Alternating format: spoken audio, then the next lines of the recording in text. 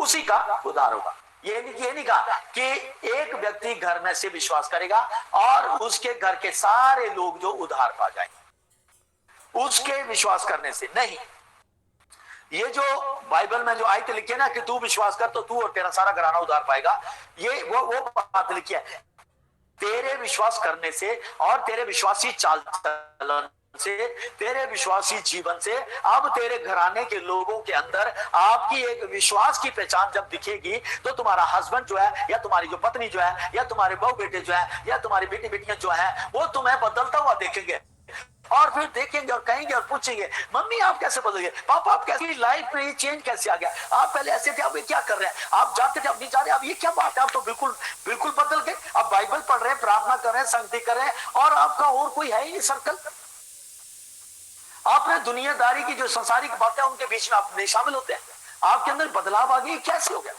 तो जो परिवार के मेंबर हैं आपके चार जो संसार में पड़े हुए हैं उनके जीवनों में सवाल आ जाएगा एक कि अगर ये मेंबर बदल गया है इसकी लाइफ में सुधार आ सकता है, तो अगर हम भी इसके साथ तैयार हो जाएं तो हमारी भी लाइफ बदल सकती है। तो इस तरह से प्रियो एक के बाद एक वो चारों मेंबर जो है फिर उस एक व्यक्ति के साथ जो एक आ रहा था अब वो जुड़ने लग जाएंगे, क्योंकि वो उसके विश्वास को वो अनुसरण कर रहे हैं, फॉलो कर रहे हैं कि इसके जीवन का उधार सकता है, ये व्यक्ति बदल सकता है। ये पहले गाली गलौज देता, झूठ बोलता था, हेरा फेरी करता था, लेकिन अब वो परमेश्वर के जीवन जी रहा। पहले वो बात बात में लड़ता था, अब नहीं लड़ रहा है। पहले बात बात में गुस्सा, अब वो नॉर्मल रहता है, अब सबके लिए प्रार्थना करता, माफी मांगता फिरता सब जगह। अगर उसको कहीं भी तू करता, हाँ करता था, अब नहीं मान लेता अपनी गलतियों को। तो इसका मतलब इसके अंदर कुछ नया जीवन आया जो उनके अंदर नहीं है। तो इस तरह से वो चार मेंबर जो हैं घर के प्रियो एक के बाद वो परमेश्वर के राज्य में जोड़े जाएंगे। तो इस तरह से उन सब का उद्धार फिर होता है।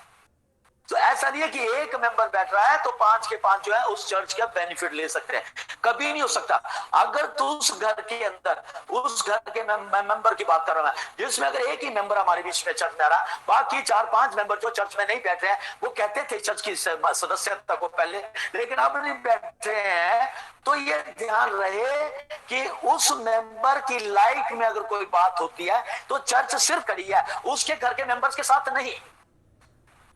अगर पास्टर चर्च का जो लीडर है, हेड है, अगर आपके घर जाएगा तो सिर्फ वो आपके लिए जाएगा। किसके लिए? जो एक मेंबर आ रहा है वो कहता है कि हमारे घर में पास्टर जी जैसे उदाहरण के तौर पर अगर वो मेंबर जो है जो चर्च में मेरा मेंबर है और वफादार है, पाचन प्रार्थना संगति में शिक्षा में 208 दिनों से लगातार जुड़ रहा है और दशमें से कि उन सारी आज्ञा को मान रहा है, परमेश्वर के साथ सेवा में भी हमारी सहायता बता रहा है, तो क्या नाम, उस मेंबर ने मान लीजिए पत्नी है वो और उसके पति ने जो है क्या नाम कोई चीज लिया, घर लिया, और उसके पत्नी जो है पति जो है पत्नी का जो है साथ नहीं देता विश्वास के मामले में,